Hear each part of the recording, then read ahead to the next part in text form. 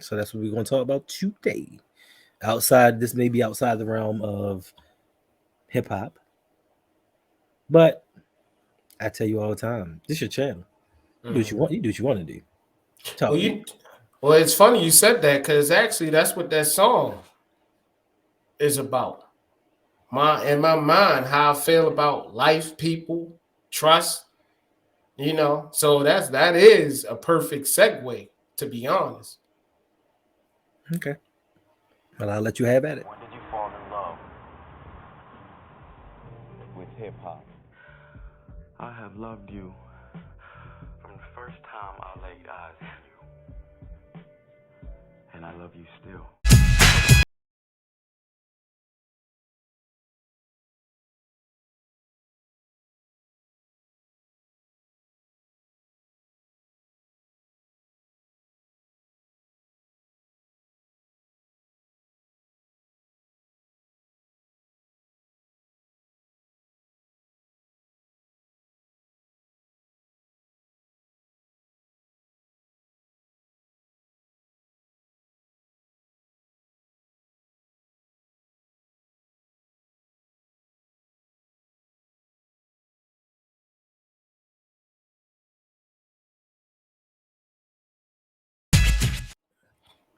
Hello, world. We are back. We are back. I hope all is well, man, with everybody in the world. I am your host, Misterr Galloway, on the show, Electric Relaxation, with my man, my mellow. Get on the mic if you know you eat jello. What's up, my guy? How you doing, bro? Chilling. What's good with you? Man, how about this? It's good to be seen. You know what I mean? It True. is good to be seen. People take stuff like that for granted. I no longer do that. I no longer do that. But yeah, I'm well. I'm well. I am well. I can't complain. And I have offline. So Bro, we got a lot to complain about. yeah, yeah, yeah. Well, today's episode, I got this song that I'd already let Hendo hear, and it's a part of our series that we have where I'm going to drop a song every month. Uh, the last Friday of every month. My hopes, my plans is to drop a song. So the song that I'm dropping is called Dark Shadows. And basically, it's talking about my thoughts, my feelings, on trusting people, my thoughts on life itself, you know, just everything that's in my mind, the stuff that people don't really talk about. It's in their mind, but they don't come out and say it. You know Mhm. what I mean? They may feel a little uncomfortable with it. So we going all the way there. We are definitely going there. So trust issues. You want me to go and start first? Rock out. Rock out. Okay. I really, to be honest, I have trust issues. I don't have faith in people. I want to say it was on Drink Champs. DMX was on it, and DMX said something. Rest in peace to DMX. He said something of the don't quote me on it, but he was pretty much saying that when people show you themselves, believe and trust that that's who they are. You Mm-hmm. know what I mean? I feel like I believe I'm not gonna go spiritual on you, but I believe this may be in the scripture that man can't trust his own heart. So how you might have people that say they love you. You know what I mean? Family members, friends, you know what I mean? Or no matter what, always got your back. One time in my life, I really believed that. But now I'm to the point where I feel like I look at a person with the intentions of them letting me down. You get what I'm saying? I do. So, but my thing is, and we'll get into it, but is that not manifestation? You're already manifesting your destiny by believing the worst in people or the worst of an outcome, and it happens. You speak it into existence. For the most part, it is believed that it shall come true. So by you going into a situation, a relationship, a friendship, with the thought that this person is going to let you down, isn't that a self-fulfilling prophecy? It, I mean, I got you there. Well, let me back up. Let me go back in time. When I was young, I had the thought process to be a cool kid. You had to hang around a bunch of guys. You had to run in a pack, a group. You know what I mean? So that's what I did. The whole neighborhood. We just hung out and we ran together. Somehow, some way, we always ended up at my house. Or my parents' house. You know what I mean? I'm a kid. And my mom would come home, my father would come home from a hard day's work, and it'd be a whole house of dudes, literally the whole neighborhood. Actually, shameless plug. I got a song, these three words that I made for my mother. It's on SoundCloud. Misterr Galloway on SoundCloud. But the song is called These Three Words. I made it for my mom. So my mom will pull me aside. So picture this: hard day at work. She come home, guys everywhere, TV on. You got guys in the kitchen eating. You know what I mean? In the living room, just snacking on the food that they worked so hard, to get for us. And my mom used to say to me, you know, all of these people here are not your friend. You would be lucky in life to have a handful of good friends. And back then I was like, no, man, you tripping. These my boys, these my bro. When we out there, going to school, they got my back. If something go down, they got my back. And slowly but surely, you know what I mean, through life, things that happen. And I'm like, oh man, I thought, oh, yo, not you. Come on, bro. Say it ain't so. You know what I mean? So I had a lot of those scenarios. And Right. then I just got to a point where I'm like, yo, I'ma just depend on me. So maybe it was those things that made me who I am. You know what I mean? You know, maybe that was it, because I went through an isolation period where I was just, I don't know, I was in a dark space. Things were not going right, which and I even got to the point where I relied on religion, which that's a story for another day. Mm-hmm. But I'm like, man, something gotta change, something gotta give. And I just said, you know what? I'ma just completely disconnect from everything and do some soul searching. And that's what I did, but in that process, I adopted the theory, like, you know, I have little faith in people. Okay. And I get everything you're saying, especially as a child growing up. Listen, kids can be cruel, and we often tend to find safety in numbers. We feel comfortable in numbers because in our eyes, the more people that you're around, the more protected that you feel. So I look at, and I've always looked at rappers. I've looked at athletes. You know what I mean? The job that we do, um, it's a bunch of football players that live around here. Mm, And it was one time I went to Antonio Freeman's house. mm, He went to Poly, played for the Green Bay Packers, won a Super Bowl with him, and he had this house out in this area. He had his house out in this area. mm. I don't want to call it out because he might still live out there, but Right, right, right. went to his house, and it was like 25 dudes in there Mm, tearing his house up. And I don't mean like a house that we visit every now and then. I think that was him and his wife's house. mm, And dudes just fighting. Yo, I'm taking the Benz today. I'm taking the Benz. No, me. And you know what I mean?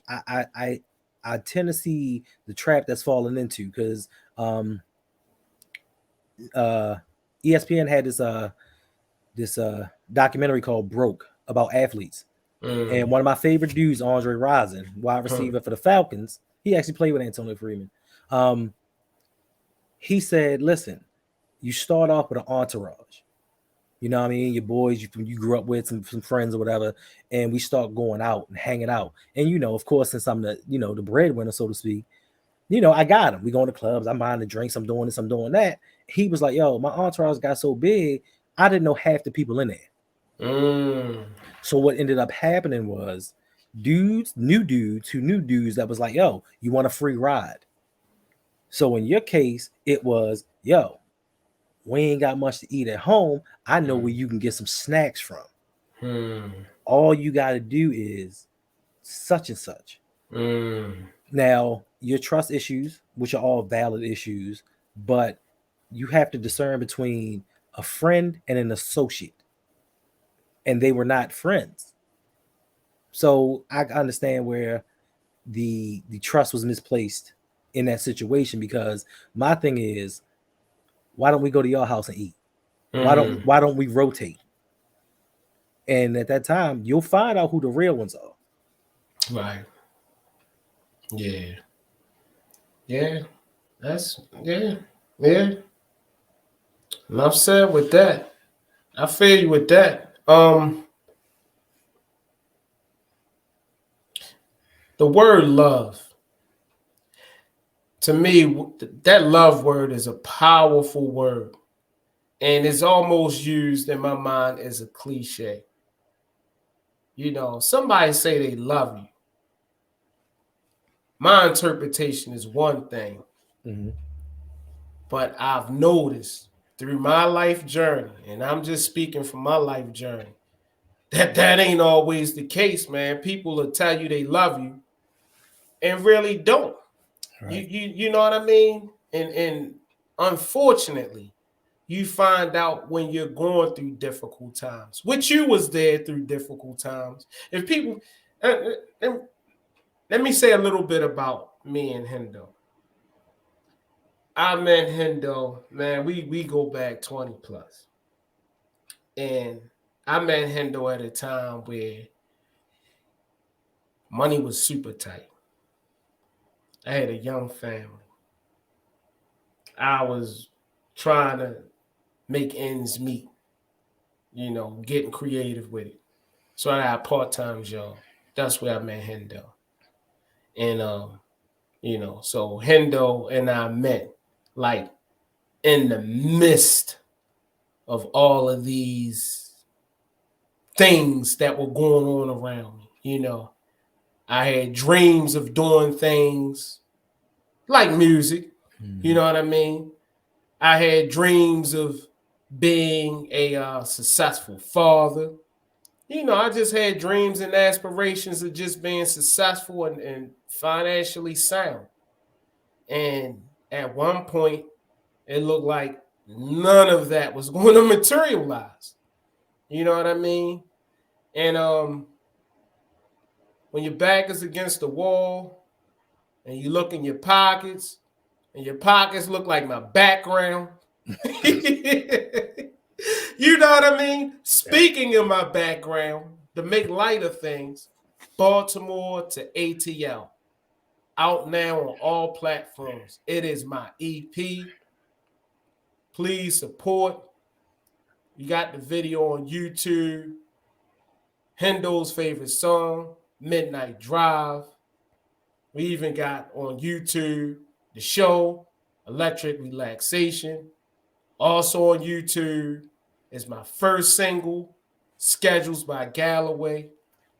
Had to do my shameless plugs. I don't laugh at your shameless plug, bro. I laugh at the fact that every time you always plug and be like, "Yeah, check me out on YouTube on Electric Relaxation." Bro, this is what they watching. This is how they seeing you. Like you keep saying it, but it's like, I gotta remind them. And keep that in too. I gotta remind y'all that they hear. Title is up there, but they see the Baltimore to ATL title too. Right.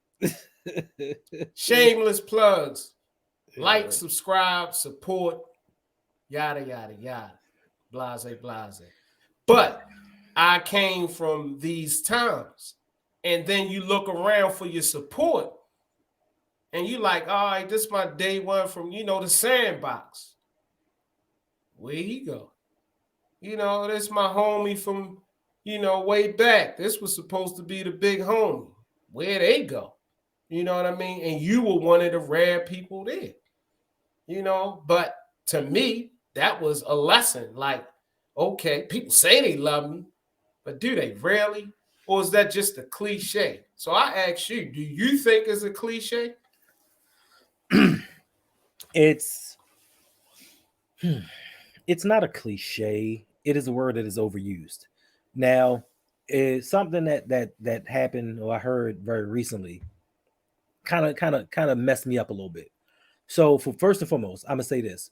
Um, there are technically, theoretically, two types of love: conditional and unconditional. Hmm. And most of the people that you come in contact with have a conditional love. I love you and I want to see you do well as long as you don't do better than me. Hmm. I want to see you succeed and I want to see you prosper as long as I get to do it first. Hmm. You know what I mean? There's conditions to it. Unconditional love is very rare. Unconditional love, where, listen, I'll give you my last and live in the dirt to see you soar above the clouds. You know what I'm saying? That portion is very rare. Now, the thing that kind of messed me up was very recently, I heard a man say to another man, I'm in love with you. And I'm like, my first inclination is to be like, pause. Yeah, I mean, that's my first inclination, like, pause. But then when I sat there and I really thought about it, I was like, I get it. Once you take the immaturity and the ego out of certain situations. Because I don't know if I spoke about this before. A friend of mine who owned this vegan shop that I went to, he told me he went to Africa. And he said over there in Africa, it's a thing where the men feed each other. You know what I mean? As a sign of I love my brother, that I'll humble myself to feed you. But over here, we look at that as I ain't with that. You know what I mean? I ain't with that soft sucker shit. But when you bring the maturity level into it, and I kind of sat back and thought about it, and he was like, "I'm in love with you." It wasn't on that type of level of I'm in love with you. I want you to be my man. You know what I mean? Like that. It was a I'm in love with you, like you would do any relationship. You know what I mean? You take and you put your ego aside. And when you're in love with someone, you want so much more for them than you would if you love them. You know what I mean? It's just the phrasing of the word, people take it wrong. You know what I mean? You love some of your friends, but you are in love with your family. Right. Right. You know what I mean? Because that's unconditional, it's pure. It's a forgiving type of love that no matter the situation or circumstance, we can overcome it. But if I love you, the slightest thing will break us apart. You know what I mean? So when I heard that, I was like, First, I'm like, pause. But then like I said, I sat there and thought about it for a minute and was like, okay, I get it. I get it. And for one man, especially a black man, to come and say that to another man, you got to take all ego and put it aside to express your feelings. So for you to do that to another man, he ride for you. Right. Right. Because ain't no man that ain't trying to get what you get with you. You know what I mean? Gonna tell you no shit like that. Right. Right. Right. So, and also I think, and like you said, DMX said, when people show you who they really are, believe them. You know what I mean? If you got friends, family, contacts, whomever, that you only have in certain situations, when it's time to go to the club, you always there. Because I've had friends that when it was time to go party, yo, I'm there, whatever, whatever, whatever. But when I'm in need, oh man, something happened, I gotta move. Can you help me out? Oh, I'm a little busy, my girl, da, da, da. You know what I mean? And in this time and day and age, social media tells everything. Right. So while I'm scrapping up the real ones to help me through my situation, your dumbass got the pictures out on Instagram, or you still at the club, or you still out in these social situations. So it's hard to tell people's true intentions because it's hard. we all, whether it's a marriage, and you and I have been through it, whether it's a Mm-hmm. marriage, a friendship, or just any relationship in general, people change as they get older. Mm-hmm. And even though you started off here, people grow apart. Their ideologies, their thought process, their wants, Mm-hmm. or their goals in life, they shift. Like you may have started out with your girl, you wanted kids. She did Mm-hmm. not. Mm-hmm. 5 years later, she realizes she can trust you in that situation, so now she wants kids with you. Right. And you're at a point like you like, yo, it's 5 years. I like living life. Right. Right. Y'all still love each other, but you Mm-hmm. just now want to go in different directions. So that's what happens with a lot of friendships. Like, you know what I'm saying? We bond over we bond over the club and seeing strippers and all that other stuff. But Mm-hmm. then one of us grows up Right. and we ain't for that stripper shit no more. You know what I Yeah. mean? So now we kind of drift apart. But that don't mean I ain't your man. It just means I don't want to do that no more. Right. I've Right. evolved into something else. Not saying that going to see strippers is bad, Mm-hmm. which to me it is. It's stupid. Like you paying a chick to get you right, that you got to go see another chick to finish you off. Right. Right. Right. So that's that. Yeah. Yeah. I agree. And it's the COVID era. You know what I mean? That's Man, we gotta switch the game up in the COVID era. that's what you took from that. Hey, Yes. don't Yes. make me tell them about Edgar's birthday night. Oh my God. Oh my God. I mean, he got a little P now, so we ain't gonna put that out in the universe. Oh no, it ain't had nothing to do with him. Yeah. It's about Harry Houdini. Oh, yeah. Shout out to my bro, man. We ain't gonna talk no more about that, man. And Byron, if you're listening, Byron wasn't there. Byron that wasn't B. was he there? No. Yes. Did he? Byron was with us. Was I that thought he that was. was that when he threw on them sandals and we like, yo, Yes. what are those? I believe so. But B, if you listening, bro, yo, holla at us, man. Holla at us, bro. We Nah. trying to hunt you down, bro. We trying So to hunt you down. So if he was with us, he didn't go to strip club with us, did he? I thought he did. Yo, I could have swore he didn't. Cause listen, I remember walking in the strip club. I remember handing Edgar some bread Mm-hmm. and was like, yo, do you? I remember Mm-hmm. turning around to this chick and was like, yo, here's $50. Mm-hmm. Tell every chick you know, don't come near me. Mm-hmm. Don't touch me. Mm-hmm. I turn around. Let's keep it there. We don't know who's listening. No, Even though that was eons ago. No. Disclaimer. I'm just saying I turn around and Dre, I think he went outside. He was gone. He went out, he left us in there. That's all I'm saying. Like I turned around, you was going outside. But yeah, Byron wasn't there. You sure? That might have been another time. That was the other time I think we all tried to hang out. I don't know why I want to say he was there. Maybe he wasn't. Nah, he wasn't there. Or if he was, he didn't go. When we left DC, he didn't. If he was, he didn't go to the strip club with us. Oh man, see you bring it up, man. Listen. This is why I don't go. This is why I don't go to strip clubs. This is why I hate going to strip clubs. Every time I go to strip club, and this goes back to the military.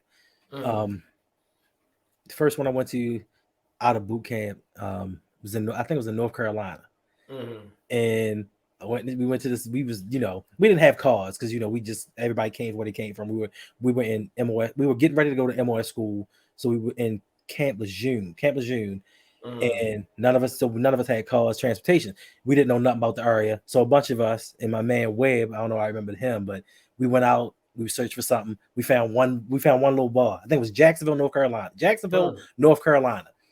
Found one little bar open, and I think it was like a little Korean bar. I want to cut you off, but I got a funny statement. It ain't the Dirty Foot, is it? Nah, that's South Carolina. Dirty Foot is in South Carolina, and that was just a regular club. Okay. But if y'all don't know what that is, check out our old episodes. But go ahead. We go in there. It's a bunch of Korean strippers and stuff in there. And you Mm-hmm. know me, I think I got a big heart. I'm not sure, Mm-hmm. but I go in there. They like, yo, it's been a minute, fellas. Pew pew pew. Everybody dispersing, and me, I'm just standing there, just playing the wall, two stepping over there to the music. Like, I hope they're having fun because I just want to go home. Out the corner of my eye, I promise you, I see this stripper. She had to be at least 58. Oh my God. At least Sheesh. 58. Nobody paying this woman no attention. So, I go over there, give her a couple of dollars, go back to my spot up against the wall. I'm sitting there doing my thing, turn around. Mwah, oh, oh, oh Oh, God. Oh God. ooh. Oh God. So flash forward to Edgar's Ah, party. We go down there. We was on a block, wasn't we? yeah. We went down the block and we in Back there when it was one. back when it was one. We go down there and we do all that. I paid that girl money to tell chicks not to come near me. Mm-hmm. I'm sitting there, doing my thing. I turn around, here's Tony. Oh, Ah. oh. Every time I go to a strip club, somebody kiss me on my cheek, Mm. and I be Flashbacks. ready to just Brillo pad my face out of Mm. out of existence. Oh my God. Mm. But I'm sorry, don't get me started on stories because I start talking and rambling on. But my last story is getting back to the topic at hand. Um, Being a grown up all my life in Baltimore, predominantly Baltimore City, you know, it's certain things that you expect, certain things that you look for. So when I went to the military, I spent all of my time in the military down south. Mm. North Carolina, South Carolina, Georgia. So after I got a boot camp MOS training, went back down to Beaufort, South Carolina. I mean, I'm in the midst of the Bible Belt in the South, and it was a thing of I'm 19, 20 years old, and I'm in a situation where everywhere I go, it's like, hey, good morning, how you doing? What you want? Mm. What's your angle? I ain't got no money. Mm. I'm just saying good morning to you, son. Mm. Oh, okay. Hey, can I give you a ride? Because we didn't have cars and there was no buses and stuff down there. Can I give you a ride? Hey, you trying to abduct me? You trying to put me in your Mm. basement or something? And I Right. and I had to learn over time of being down there that down south, people are different. Mm. They speak to you. They Mm. want to help you and they don't want any rewards. Mm. It's just their culture. So growing up where we grew up, we have that what's your angle mentality. Mm-hmm. What are you setting me up for? What do you Mm-hmm. what are you buttering me up to ask me for? You want some money later on, or you just calling? What I mean, you know how family members do. Hey, Dre, what's going on? How you been? I ain't heard from you in a while. Oh, how Mm-hmm. everything going? How the kids? 10 minutes later, you think you got about $100? Mm-hmm. You can slide to me real quick. So it's been ingrained in us just from the societal aspect of it from being from Baltimore. And I'm not saying that there are other cities and stuff around here like that, but we have been trained mentally to think that somebody's trying to get over on us or they're Mm-hmm. trying to scam something out of us. So yeah, I learned quickly down there. Nah, and I think that's why I am the way I am now because of my grandmother and that experience of just being around people, helping people. Because like I said, they have no transportation down there, Mm-hmm. and the Piggly Wiggly because that's the market that they had. Mm. Piggly Wiggly and the Walmart. That was the hangout spots. Mm. That was the clubs. Wow. Those were the clubs that people dressed up, and it was weird for me to watch people get dressed up in their Sunday best. Oh, I'm sorry, their Saturday best. And you shine and wax your cars up, and you go hang out in the Walmart and Piggly Wiggly parking lot. But Mm. but those things were so far from where people lived at.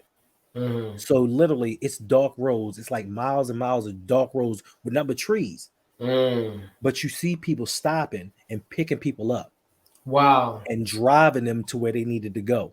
Hmm. And it kind of messed me up and it changed my mentality as far as how I deal with people. Mm. Hmm. Wow. It's a sad state of affairs that isn't everywhere. It's funny. Like we've been talking. I guess I jumped on social media right around the pandemic. Y'all all know my story. I say it all the time. And I started with maybe 10 followers on IG. Mm-hmm. But as things got, is that start growing. Then I would get DMs like, I'm digging what you doing. And I'm a novice at this. So I'm taking it for face value. So I'm DMing back, thank you, thank you. Yeah, and they ask me a question here and there, and then the angle come out. Yeah, I could do this for you for this amount of money. What you think? Get back to me. You get what I'm saying? So then, to me, that's another example. You know what I mean? Like, it's always an angle. Just piggybacking off of what you said. You know what I mean? And then I want to backpedal to what you were saying about, the money aspect. Why is it that we can't help our brothers grow? You know what I mean? Like, I always had this thought process. How could one of us do bad and we all around each other and we don't help that person out? Because to me, if we all doing good, then we all winning. But where's the mentality of, I want to shine in my crew while everybody is down bad? Because to me, that's whack. You know what I mean? Shouldn't we all want to shine together? Shouldn't we all want to get money together? Shouldn't we all break bread together? Yes, we should. But you got to look at the era that we came from. And I guess kind of to an extent give you the biggest examples. Let's look at it from an entertainment standpoint. Let's look at it from Puff Daddy, with Mary J. Blige, with Biggie, with the Locks, with Mace. You would think that we helped you get to a certain level of success. Now you out here, you just mogul, you selling all these different things, but some of us are penniless. Some of us got some shady deals. So it's a trust. It's just like you. It's a trust factor where, yeah, I don't mind helping you get where you need to get, but are you going to reciprocate that once you get there? Because we got it. In Baltimore, it's a crabs in the barrel mentality. Somebody get up to that top, we pulling them back down. So how am I supposed to trust in if we all build that wall till we all climb up out of this barrel? How am I supposed to believe, being the last one in the barrel, that y'all gonna build that line for me to pull myself up, or for you to pull me up? I don't trust it. I think you're gonna get what you're gonna get, and you're gonna keep it moving.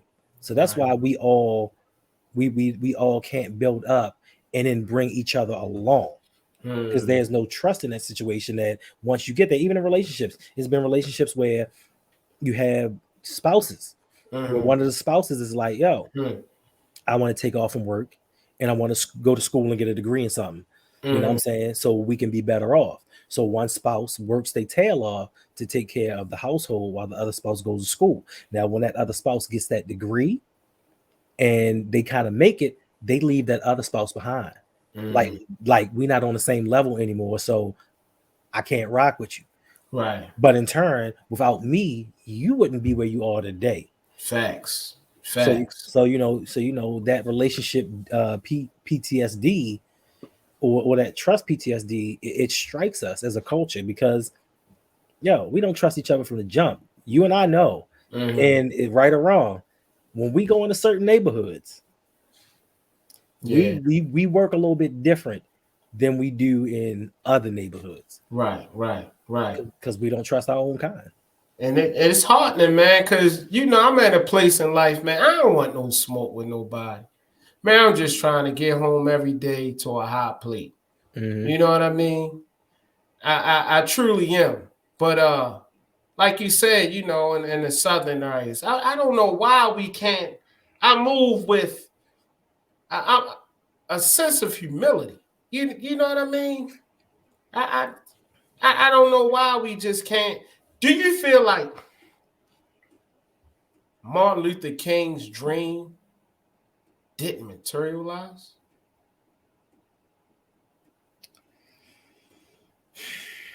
To an extent, it materialized to an extent. I can't listen. See, you going down a whole nother rabbit hole here.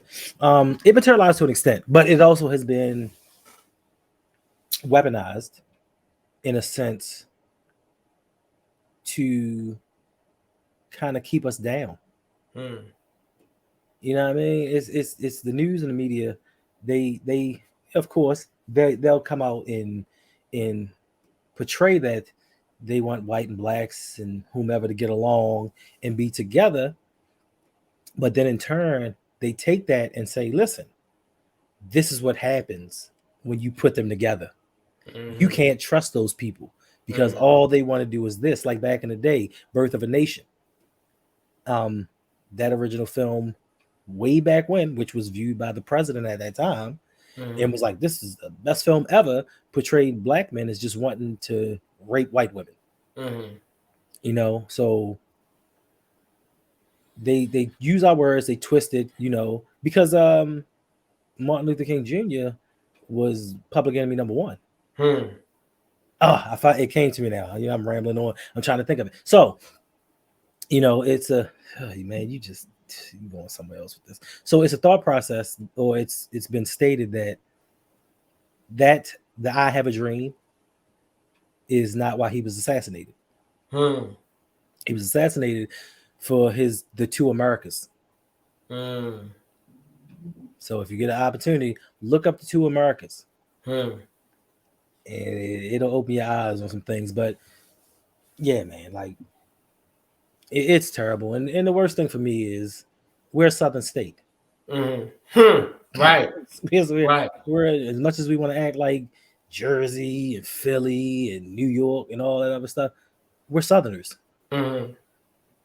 Yeah. Yeah. Yeah. Yeah. Yeah. It's a sad state of affairs, and we're not all bad, but we're not all good. You know what I mean? Hmm. I just 2023, bro. You would just think that we would be more further along. I mean, we are, No, we're but not. we aren't. You get what I'm saying? Is you know, if we all put our resources together, you Hmm. know, Yeah, and we'll listen, tell them what we could do. listen. I don't really shout outs to too many people, but I think it's the brother Jay Morrison. Mm-hmm. Check him out. Check out his Instagram, and he tells you how he grew his business. He tells you how you and a few friends can put up certain amount of money per month and own a space Mm-hmm. and rent it out. Like they saying me, you, Byron, so to Mm-hmm. speak, we can get Mm-hmm. together, get a certain amount of money, Mm-hmm. and rent out a house or buy a Mm-hmm. house or something like that, Mm-hmm. and then rent that out, Mm-hmm. turn it into a rental property, and Mm-hmm. we all make money from it. But whereas instead of doing it alone, we do it together. That way, it shortens the cost per month that we all have to come up with. Mm-hmm. And he details a lot of different things on how to make money, how to invest, how to do that stuff. But we as people, we don't trust one another like that, Mm-hmm. And sometimes it's for good reason. Like it's not a trust of, what I mean, this is my man. I don't trust him, but it's a trust is in that's my man. I know his work ethic. Mm-hmm. You know what I mean? Like, Right. is he gonna be one of the ones that's gonna do anything? Is Mm-hmm. he gonna be like us that go from one job to the second job, and then the first job call us back and it's like, yo, I need y'all to stay out till 2 o'clock in the morning, and then do Right. that shit over again the next day. You know Right. what I'm saying? Like how we used to do. Now he may Right. be cool, he may be trustworthy, but when it comes to going back out there that second time, Mm-hmm. he like, fellas, I ain't got it in me. So Mm-hmm. that sometimes is the trust thing. I don't trust you to take that next step. I don't trust you to give that extra 10%, even though I know you're giving 100. Mm-hmm. You're not giving 110. I need somebody that's gonna give 110 that's gonna do whatever they need to do to make this business thrive. Hmm. You know what I'm saying? So it's different. It's different degrees of trust. Mm-hmm. Yeah. Well put. Well said. Anything else you want to elaborate on? Yeah, I mean, I talk too much. I'm good. Man, I feel like everybody that put their self in a space to try to bring us all together. And I guess this could be a rabbit hole. It seemed like they had, bless you, Thank you. their own demise. Like it seemed like something happened that created a demise for them. And maybe I am going in a rabbit hole with this topic, You are. you know. So maybe the people that get so this is why I'm saying this. Maybe the people that are the haves, they don't want to lose that because it was a struggle to get there. And they don't want to jump back off and come down with us to pull us up or to risk things. You get what I'm saying? Because they're where they are now, and it's a sense of being comfortable. Nah, I'm gonna call bullshit on that, my homie. Okay. I'm calling straight bullshit. So, man, here you go. So you and I both know Mm-hmm. for what we do for what we do for work. Mm-hmm.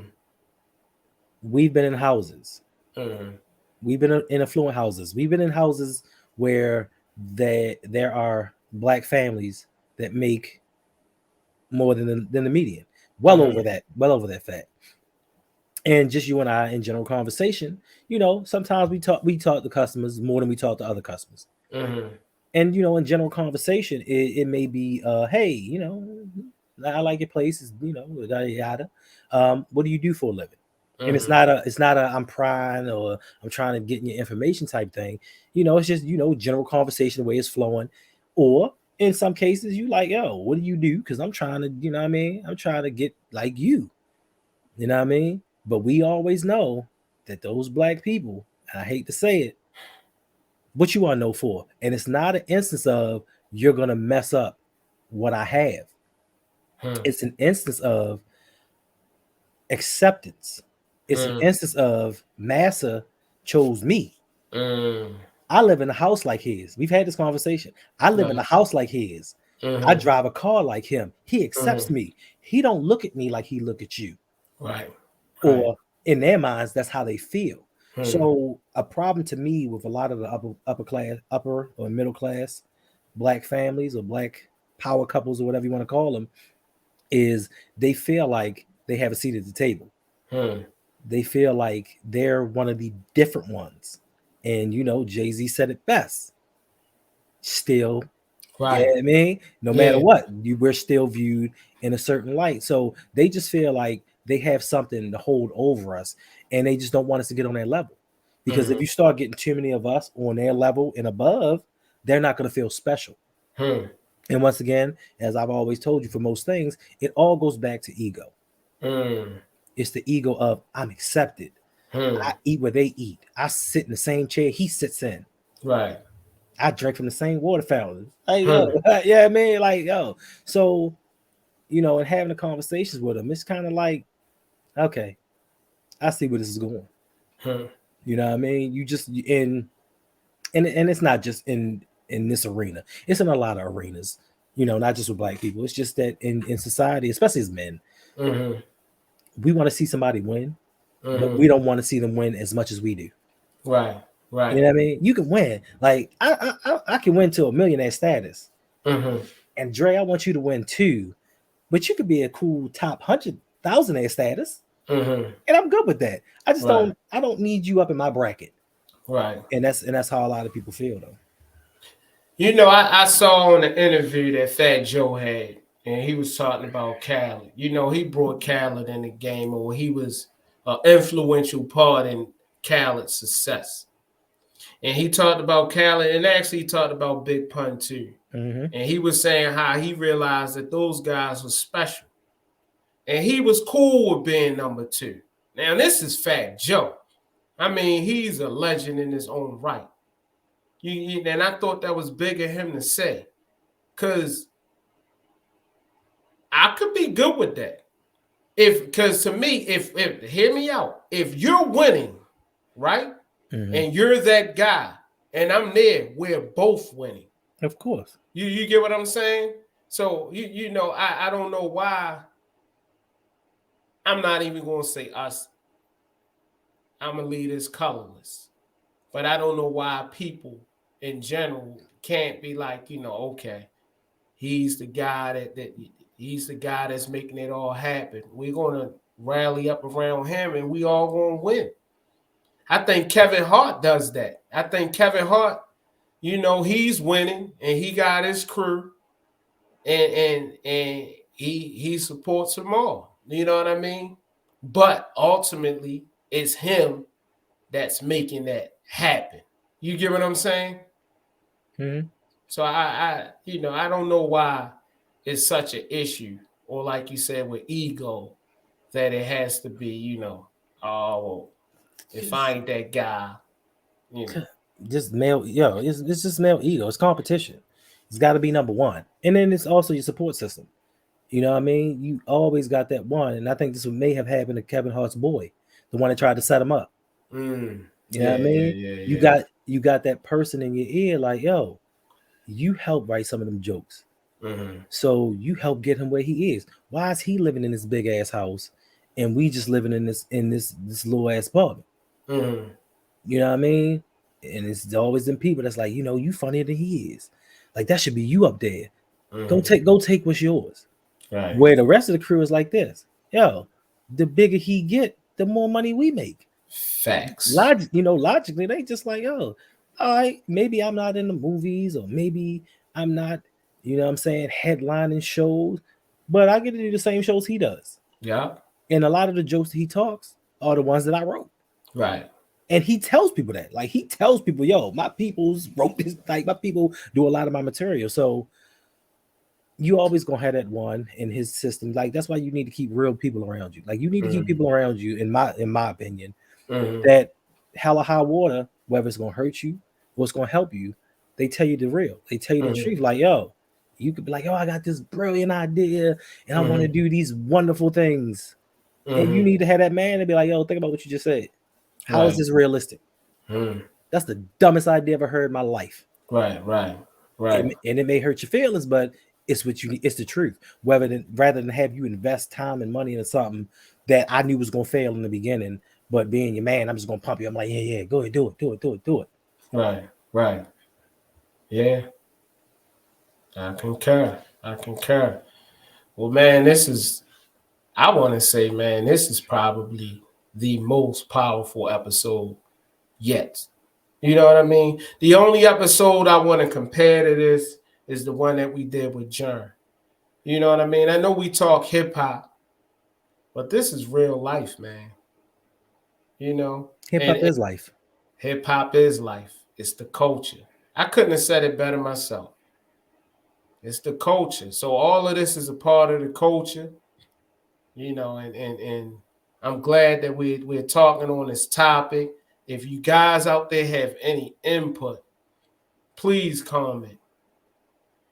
Please comment below. Thumbs up, subscriptions. I beg of you. Yeah, because it And helps. It helps with the YouTube algorithm. Like it helps get us pushed out there to more people. Like you know what I mean. If y'all just pop in here, listen, and be like, "Oh, shit was high, it was cool, it was alright," and then you leave and don't do none of that stuff, the algorithm is gonna push us further and further down, and our reach is gonna be stunted. We don't like stunted growth. We like to grow. We like to facts, expand. We like to reach people. You know what I mean? We like to talk about stuff that y'all want us to talk about, but we can't talk about it unless you tell us what you want us to talk about. facts, absolutely, absolutely. So on that note, any parting words? Hey, live your life to the fullest. Um, Hmm. you know what I'm saying? Trust people, but keep yourself guarded. Hmm. I'm going to end it with one of my favorite sayings. I have a song about this. Carpe diem. For those that don't know what that is seize the day. Every day you out here, man, do great in it. We all great. Living your purpose. Till next time. Go to song about it, like the hit. Here it go. Ah.